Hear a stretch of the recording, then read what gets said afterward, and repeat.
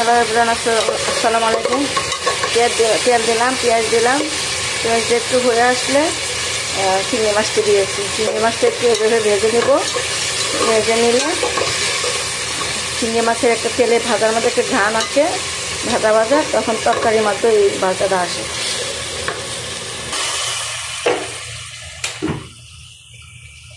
এখানে মরিচ, মিক্স মশলা, হলুদ, লবণ। কাঁচা কাঁচা মিষ্টি কুমড়া, পরে কাঁচা ভিতরে লাল। চিংড়ি মাছ দিয়ে রান্না করলে অনেক স্বাদ। আর শুটকি, চাপা, বিসমিল্লাহ। চিংড়ি মাছ দিয়ে মিষ্টি কুমড়া রান্না করলাম কাঁচা কাঁচা। দেখাইতে একটা চিকনা চিকনা লাগতো।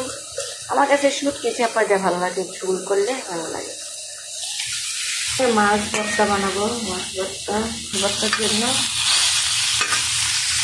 মাছ ভাজি।